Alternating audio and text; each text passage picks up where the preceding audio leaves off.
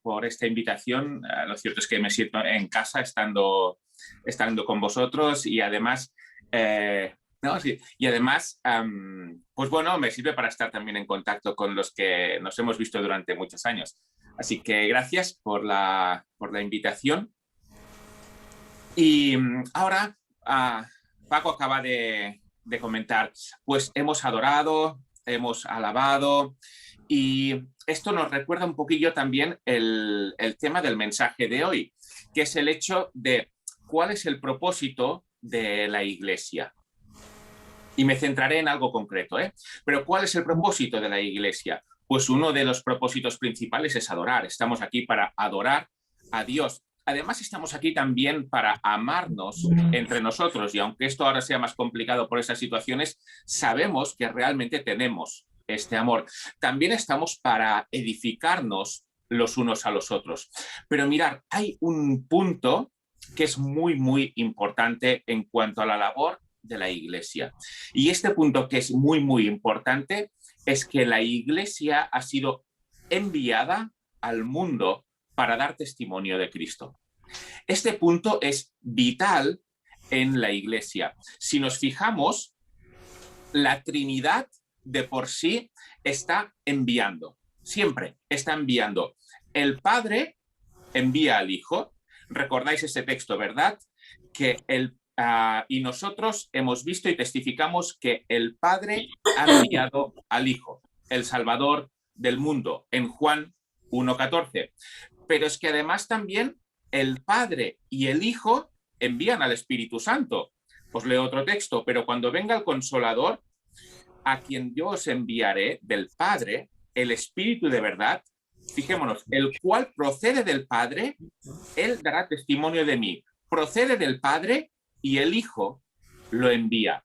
Por lo tanto, el Padre y el Hijo están enviando al Espíritu Santo. Y después el Hijo nos envía a nosotros.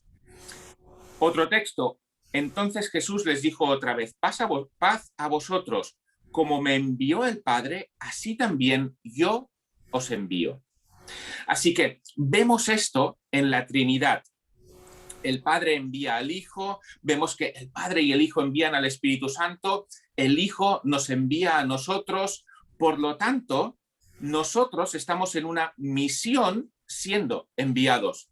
Pero algo súper bonito que vemos en los textos que acabamos de leer es que en esta misión no estamos solos, sino que en primer lugar la Trinidad se implica en la misión de enviar.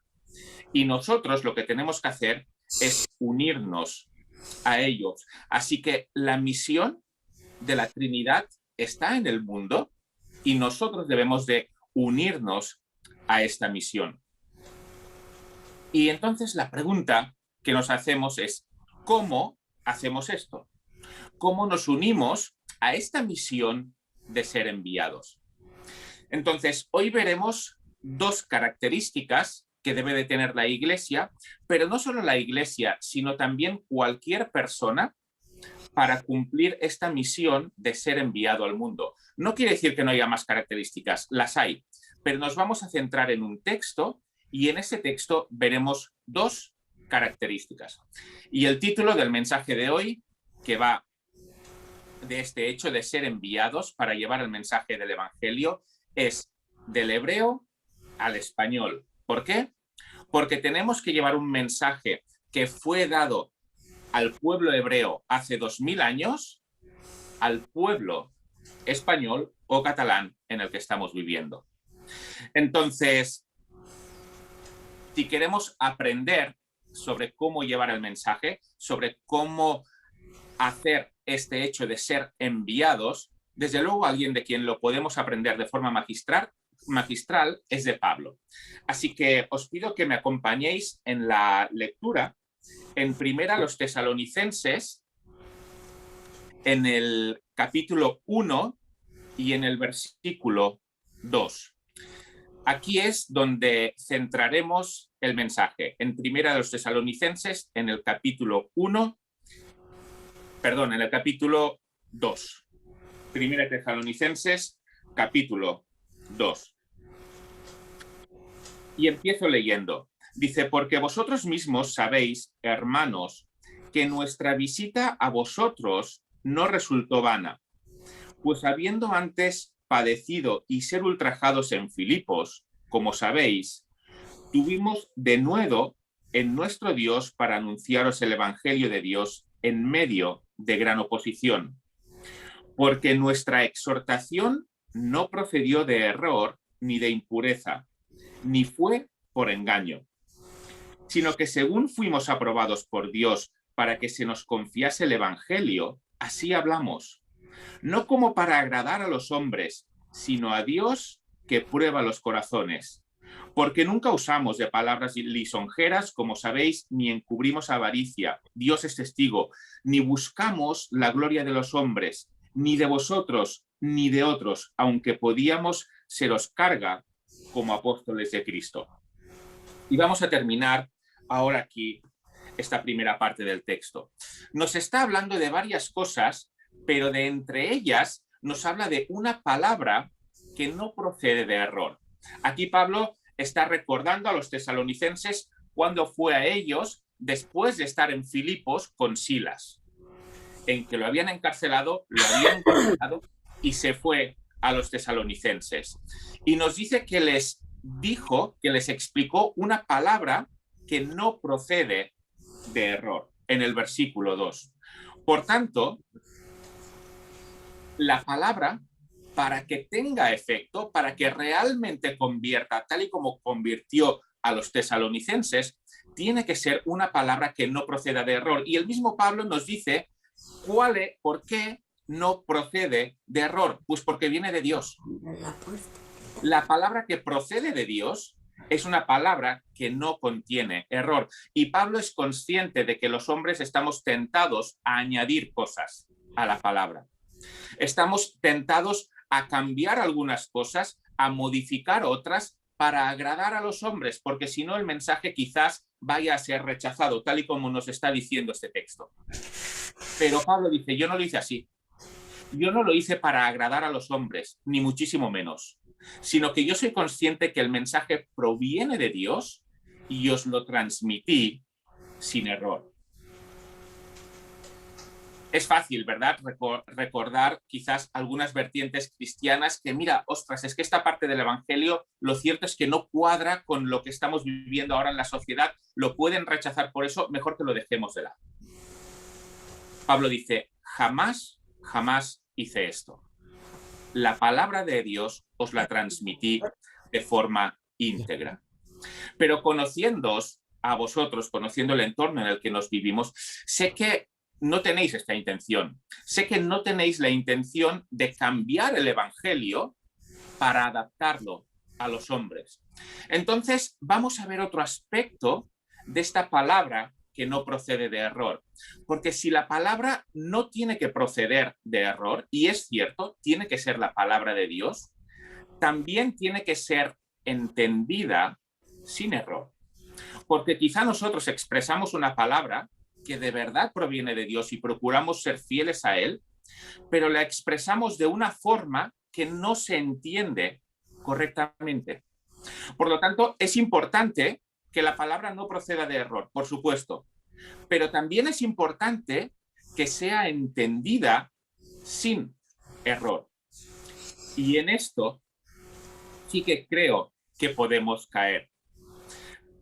Mirad, Pablo lo dice de la siguiente forma en cuanto a cómo transmitir el Evangelio en Colosenses 1:6. Ya os lo leo yo, mantener el texto aquí en Primera Tesalonicenses.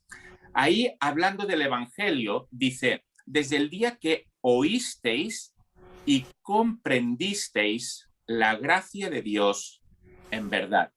Fijaros que aquí se trata no únicamente de oír el Evangelio, sino de además comprender el Evangelio. Llegaron a la fe por el oírlo y por el comprenderlo. Este comprenderlo puede significar el llegar a entenderlo verdaderamente. Y creo que uno de los problemas que tenemos actualmente en la Iglesia es que estamos muy acostumbrados a nuestro lenguaje, un lenguaje en el cual nosotros nos sentimos cómodos, un lenguaje que nosotros entendemos perfectamente, pero que fuera de la iglesia es difícil de comprender. Y de esta forma, aunque la palabra no proceda de error, sí que puede ser entendida con error, porque no se entiende exactamente lo que tenemos que hacer. Y Pablo está diciendo aquí a los colosenses, mira, no solo la oísteis, sino que la comprendisteis. Y entonces fue cuando tuvo efecto. ¿Alguna vez has estado hablando del evangelio con alguien y esta persona te ha dicho, ostras, pues nunca había escuchado de Dios de esta forma? Ahora lo comprendo. ¿Os ha pasado alguna vez esto? Quizá no pasa mucho, a nosotros nos ha pasado esta misma semana y en alguna otra ocasión también. Y de una persona que tiene la Biblia en casa. Y de una persona que proviene de una cultura como mínimo católica, que es la que tenemos en este país. Y cuando se le explica el Evangelio, dice, la verdad es que nunca había pensado que el Evangelio era esto. A pesar de estar en un país católico y a pesar incluso de haber escuchado cosas y de tener la Biblia en casa.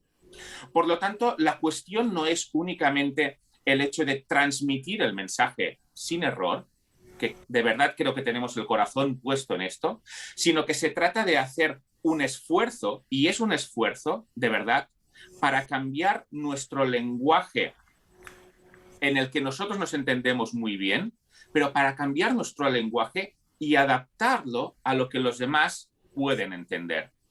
No estoy diciendo en absoluto, por supuesto, de cambiar el mensaje. El mensaje tiene que ser exactamente el mismo, exactamente, porque no tiene que provenir de error. Pero las palabras que usamos a la hora de transmitirlo, sí debemos de saber que deben de ser palabras que se entiendan también sin error. Por eso el título del mensaje del hebreo, de un mensaje que fue dado para hebreos en el primer siglo, al castellano o al catalán. ¿Por qué? Porque tiene que ser comprensible para las personas de hoy en día. Por lo tanto, nuestro primer objetivo como iglesia es que las personas de nuestro alrededor no únicamente oigan el Evangelio, porque muchos se creen que lo han oído, sino que comprendan el Evangelio porque lo estamos expresando de una forma en que pueden entenderlo. Y para ello tenemos que emplear el lenguaje que ellos emplean. Fijémonos, por ejemplo, lo que ocurrió en Pentecostés. En Pentecostés, si lo leemos en Hechos capítulo 2, vemos que las personas que estaban allí, que no eran cristianas, empezaron a oír el mensaje en su propia lengua. Y no hace falta que busquéis el texto, pero si leemos Hechos 2 del 5 al 11, nos repite 3 veces que en su propio idioma, en su propio idioma, en su propio idioma, estaban escuchando las maravillas de Dios. No se trataba únicamente de escuchar de Dios, sino que se trata de escucharlo en su idioma, en el sentido en que es escucharlo de una forma en que lo entiendan correctamente. Un egipcio podía estar ahí y comprender las maravillas de Dios porque no las estaban diciendo en arameo, que era el idioma que hablaban, sino el egipcio. ¿Y qué es lo que ocurre cuando un egipcio está ahí y escucha el mensaje de Dios en egipcio? Algo que piensa es, este mensaje es para mí, porque lo están hablando en mi propio idioma, en un idioma que yo entiendo perfectamente. Por lo tanto, una forma correcta, de hecho, la forma correcta de transmitir el mensaje es en un lenguaje en que de verdad, sea comprensible para las personas. En este caso de Hechos estamos hablando de idiomas que existían, evidentemente, pero lo podemos aplicar también a un vocabulario que ellos entendían, porque era su propio vocabulario. Y algo que ocurre en nuestro lenguaje es que la mayor parte de cosas como importantes que explicamos caerán en oídos sordos si no lo explicamos concretamente. Si no lo definimos en un lenguaje que sea entendible para las personas. Y esto requiere un esfuerzo. De verdad requiere un esfuerzo por nuestra parte. Pero para que nuestras presentaciones sean convincentes, debemos de hacer este esfuerzo. Debemos de pensar que el entorno en el que vivimos se mueve en otro vocabulario. Estamos súper acostumbrados a la Reina Valera del 60, ¿verdad? Está súper bien como traducción. Por supuesto, súper bien. Pero lo cierto es que muchos textos que son básicos en ese lenguaje no se entienden. No se entienden. Y tenemos que hacer un esfuerzo para comprenderlo, para que las personas lo comprenden. En otra época, cuando la cultura era una cultura cristiana, pero una cultura cristiana de verdad, podían creer o no, pero era una cultura cristiana de verdad, en ese tiempo el lenguaje ya se entendía.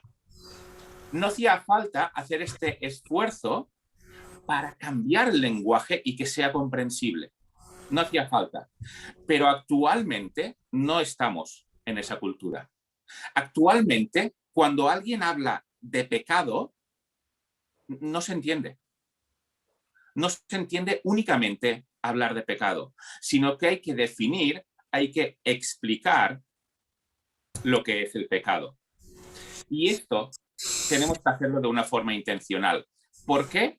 Porque nuestra tendencia natural, y más si llevamos muchos años en la iglesia, nuestra tendencia natural es a seguir con nuestro lenguaje, porque es lo que nos sale de dentro y lo que siempre, siempre hemos hecho. Os pongo un ejemplo. Hace un poquito invité a unos compañeros de trabajo, policías, a la iglesia, y el primer intercambio con una persona de la iglesia que tuvieron, y los vio, y evidentemente sabían que eran personas nuevas, era la primera vez que venían, y les preguntó, ¿vosotros sois varones de Dios? Claro, esta persona lo hizo con la mejor intención del mundo, con la mejor intención del mundo. Pero en realidad tuve suerte de que no salieron corriendo. Porque en sí, estas cosas pueden asustar. Y en el mismo ejemplo que os estoy poniendo, yo le dije al que presidía, le digo, mira, están unos cuantos que no han venido nunca a una iglesia. Tenlo en cuenta a la hora de presidir. Y lo hizo súper bien. Lo hizo perfecto. Cuando fue a partir el pan, y el pan y el vino, explicó, dice, mirad, estos son símbolos. Dice, ¿os parece raro los símbolos? Pues, por ejemplo, hoy, en un día de elecciones, estamos llenos de símbolos. Uno lleva la banderita de la Estelada, otro lleva la banderita de España, otro lleva el color naranja, otro lleva el color azul. Dice, los símbolos es algo que usamos continuamente y que nos recuerdan a algo. Dice, y esto es lo que vamos a hacer. Con este símbolo vamos a recordar algo que ocurrió. No voy a seguir, pero lo hizo perfectamente. Y esto fue refrescante para toda la congregación, no únicamente para ellos que nunca lo habían visto, sino que en realidad fue refrescante para toda la congregación. Y yo pensé, digo, qué bonito sería si habitualmente pensamos que en la iglesia hay personas no creyentes, aunque nos conozcamos a todos, aunque sepamos que todos en teoría hemos creído. Pero hablemos de una forma que demos la confianza para que se traigan personas de fuera. Que si yo estoy en la iglesia, yo digo, ostras, yo aquí puedo traer un amigo, yo aquí puedo traer una amiga, yo aquí puedo traer mi vecino. Porque en la iglesia se habla de una manera que no solamente lo entiendo yo, sino que ellos lo van a entender y que van a comprender de verdad el mensaje. Entonces, esto es importante. porque en muchas ocasiones, aunque la gente crea que conoce el mensaje, en realidad no lo conoce. Y nadie se lo ha explicado de una forma correcta. Un ejemplo, Efesios 2:8. Porque por gracia habéis sido salvados por medio de la fe, y esto no de vosotros, sino que es don de Dios, no por obras para que nadie se gloríe. ¿Quién no ha entendido lo que acabo de decir? Todos lo habéis entendido, ¿verdad? Es un texto muy conocido. Pero si este texto así se lo decimos a alguien que no está acostumbrado a nuestro vocabulario, no va a entender absolutamente nada. Aunque nosotros lo hayamos entendido. Hace poco estaba leyendo un libro no cristiano, pero un libro escrito por personas entendidas, por personas cultas, y estaban definiendo lo que era el calvinismo. Y en sí ponían a todo el protestantismo en el mismo pack, que por supuesto se puede poner. Y estas personas intelectuales, estas personas formadas, decían que en el protestantismo, y por venir del calvinismo, la salvación se tiene que merecer ganándosela por obras. Y de esta forma, los protestantes demuestran a Dios que son dignos de tener la salvación por obras. Esto, personas españolas en una cultura cristiana y personas académicamente formadas. Y yo digo, es que no tienen ni idea de lo que es el mensaje del Evangelio. O sea, de verdad, ni idea de lo que es el mensaje del Evangelio. Entonces, si leemos el texto que acabo de leer de Efesios, no por obras para que nadie se gloríe, se van a quedar igual. Se van a quedar igual. Hay que explicar esto de una forma que se pueda entender. Por lo tanto, en primer lugar, una iglesia y un creyente también, que está en misión igual que la Trinidad, debe de transmitir el mensaje sin error, porque proviene de Dios, pero también procurando que sea recibido sin error. ¿Por qué? Porque adaptamos el lenguaje, no el contenido, no el mensaje, pero sí el lenguaje, a las palabras para que ellos puedan entenderlo.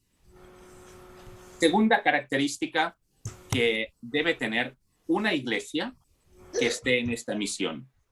Vamos a leer, vamos a seguir en primera los Tesalonicenses, en el capítulo 2, y los versículos del 7 al 13. Ahí dice, antes fuimos tiernos entre vosotros como la nodriza que cuida con ternura a tus propios hijos. Tan grande es nuestro afecto por vosotros que hubiéramos querido entregaros no solo el Evangelio de Dios, sino también nuestras propias vidas, porque habéis llegado a sernos muy queridos, porque os acordáis, hermanos, de nuestro trabajo y fatiga, como trabajando de noche y de día para no ser gravosos a ninguno de vosotros, os predicamos el Evangelio de Dios. Vosotros sois testigos, y Dios también de cuán santa, justa e irreprensiblemente nos comportamos con vosotros, los creyentes. Así como también sabéis de qué modo, como el Padre a sus hijos, exhortábamos y consolábamos a cada uno de vosotros, y os encargábamos que anduvieseis como es digno de la palabra de Dios, que os llamó a su reino y gloria. En primer lugar, hemos visto las palabras, ¿verdad? Que no proceden de error y además que sean transmitidas para que no se entiendan con error. Y en segundo lugar, ¿qué es lo que vemos? La conducta. La conducta que tuvieron Pablo y Silas cuando fueron a Tesalónica. Fijémonos que está haciendo un énfasis tremendo en ello. Dice, fuimos tiernos. Dice, con gran afecto, incluso llegarían a entregar sus vidas por ellos, con un comportamiento santo, justo o irreprensible. Pero no solo eso, sino que como el Padre a sus hijos, exhortábamos y consolábamos. Os hago una pregunta. ¿Todo esto se puede hacer desde un púlpito? ¿Se puede demostrar toda esta conducta desde un púlpito únicamente? Por supuesto lo incluye, ¿eh? Sobre todo la primera parte, la parte de la palabra, así que está bien el hecho de predicar, está perfecto. Pero lo que nos está describiendo aquí Pablo va mucho más allá de ello. Va mucho más allá de ello. Está hablando de una relación tan estrecha que llega a ser una relación familiar, como el padre consuela. Esto no se hace únicamente desde un púlpito. Esto se hace mediante las relaciones. Eso se hace conociendo a las personas de una manera personal. Eso se hace interesándose por los demás, más allá de las palabras que les podemos predicar. De esta forma es como Pablo predicó a los tesalonicenses. Con palabras, por supuesto, pero con hechos. Con hechos que van mucho más allá de una buena predicación. Con hechos que provocan que la relación llegue a ser tan tierna como una relación familiar.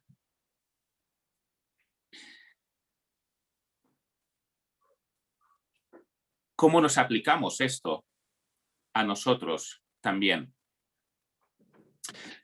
Mira, las personas con las que te relaciones deben de poder decir de ti, mira, qué bueno que tengo a Paco de vecino. Porque de verdad es bueno tenerlo ahí de vecino. Puedo contar con él, con su integridad. Qué bueno que me he cruzado con Mari y me ha podido ayudar en esto. Qué bueno que conozco a Manuel porque sé que es confiable y voy a confiar en él en este tema delicado. Esta es la forma en que Pablo transmitía el mensaje. No únicamente un mensaje que no procede de error desde un púlpito, sino un mensaje respaldado por una conducta que se muestra mucho más allá de unas palabras. Como sabéis, estamos en un punto de emisión, por tanto, estos temas son temas que los miramos, porque son tremendamente relevantes. No hace mucho estaba aquí en el pueblo, iba en patinete y por un sitio, un niño se me cruzó porque le fue la pelota, fue a conseguir la pelota, se me cruzó y entonces yo pues me salí volando por delante, ¡pum! Y me caí en el suelo. Y cuando estoy en el suelo, que me había hecho daño, miro mi muñeca y un reloj que me habían comprado en mi cumpleaños, entre un esfuerzo grande, entre mi familia, la familia de mi mujer, varios, se me había roto. Y el niño, lo siento, porque había sido él que se había cruzado. Mis ganas eran las de estrangular al niño ese. De verdad, no me faltaron. Las 8 de la mañana, el pueblo lleno de gente. Me levanté, le dije, tranquilo, no pasa nada. El reloj roto. El ego roto también por haberme caído delante de todos, pero me fui. Si yo ahí hago lo que tenía ganas de hacer, que es pegarle 4 gritos al niño ese y pedirle a su padre, oye, ahora responsabilízate tú de las consecuencias, ¿vosotros creéis que yo podría después escribir o decir, mirar cuán santa, justa e irreprensiblemente me he conducido entre vosotros? Porque en un pueblo pequeño la gente te conoce. Mira, este es el el pastor de la iglesia. ¿Podríamos decir eso? No se trata de palabras únicamente, se trata de la conducta. Recuerdo que un hombre fue hace tiempo, lo escuché, no me acuerdo de quién, pero fue como pastor a un pueblo y estaba dando una vuelta en el autobús para conocer el pueblo. El domingo tenía que ir a la iglesia para presentarse y estaba dando una vuelta en el autobús. Y cuando fue a pagar el billete, en el cambio le dieron de más. Le dieron no sé cuánto, pero un poco de más. Y entonces él se quedó mirando el cambio y dijo, ah, mira, me han dado de más. ¿Lo devuelvo o me lo quedo? Dijo, la compañía de buses es muy rica. Y él como pastor no tenía mucho dinero, al contrario, poco. Así que no le viene de esto a la compañía. Pero en cambio a mí sí. No pasa nada porque me lo quede. Pero después le vino el pensamiento, no es correcto, esto es robar. Aunque sea una compañía rica, pero esto es robar. Por lo tanto, no tengo que hacerlo. Y entonces le dijo al conductor que le había vendido el billete, le dijo, mira, te has equivocado en esto. Toma, te lo doy. Y el conductor le dijo, mira, sí, lo sé. Lo he hecho expresamente. Porque soy miembro de la iglesia, sé que tú eres el nuevo pastor y quería ver si merece la pena ir el domingo a la iglesia. Así que voy a ir. Cuando bajó, evidentemente, se cogió a una farola y diciendo, perdóname Dios porque un poco más y te vendo por unos céntimos. La conducta debe respaldar la palabra. Si no, es vana palabra que no va a convencer a nadie. Por lo tanto, las personas de una iglesia y la iglesia en conjunto no solo deben predicar un mensaje que no proviene de error y que se esfuerzan para que la gente lo reciba sin error, sino que deben de tener una conducta visible a su entorno que respalde esta palabra. ¿Y cuál es el resultado de estas dos cosas? ¿Cuál es el resultado de una palabra que se coge sin error, se emite sin error, y de una conducta que respalda esta palabra? ¿Cuál es el resultado? Fijémonos en el versículo 13 de lo que estamos leyendo. Ahí lo tenéis. Dice, cuando recibisteis la palabra de Dios que oísteis de nosotros, de esta forma que acabamos de ver, la recibisteis no como palabra de hombres, sino según es en verdad la palabra de Dios, la cual actúa en vosotros los creyentes. La palabra de Dios actúa. Por lo tanto, si yo estoy dando una palabra que no actúa, difícilmente será recibida como palabra de Dios. Pero los tesalonicenses vieron que lo que Pablo estaba diciendo y lo que Pablo estaba viviendo juntamente con Silas cuadraba. Y entonces dijeron, esto es palabra de Dios. Vamos a seguirla. Y se formó la iglesia. Así que en este sentido os animo a ello. Os animo a hacer un esfuerzo y a usar un vocabulario que sea comprensible a todos. No que sea comprensible únicamente a nosotros, sino que sea comprensible a todo el mundo. A explicar, a hablar. Y os animo también al hecho de que creéis relaciones. Creéis estas relaciones que permitan que se demuestre que tenéis este afecto familiar hacia los demás, igual que Pablo tenía. en los Tesalonicenses, hablando con un hombre que estaba en un punto de misión, en otro sitio. Dijo, mira, nunca he ido a tantas barbacoas como cuando estaba abriendo la iglesia. ¿Y por qué? Pues porque desde el púlpito no lo van a escuchar. No van a entrar en la iglesia. Se tiene que crear una relación. Se tiene que forjar una relación de confianza. Y en esa relación es como se podrá presentar este evangelio sin mancha, que proviene de Dios. Y de esta forma, las personas reciben el evangelio, igual que los tesalonicenses, no como palabra que proviene de los hombres, sino como palabra que proviene de Dios. No todos, por supuesto, no se convirtió toda la ciudad de Tesalónica, pero sí se convirtieron aquellos en los cuales el Espíritu Santo actuó y les convenció de pecado, porque tenía una palabra sobre la que actuar y tenía una conducta que respaldaba este mensaje. Así que os animo a ello, del hebreo, de un mensaje que fue dado para hebreos hace 2000 años, al castellano y al catalán.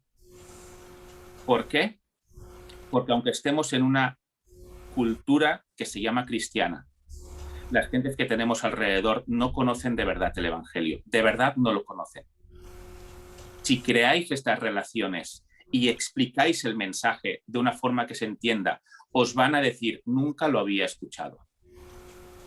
Creerán o no, pero nunca lo había escuchado. Y el objetivo es que lo reciban como palabra de Dios. Pues hasta aquí la meditación de hoy. Amén.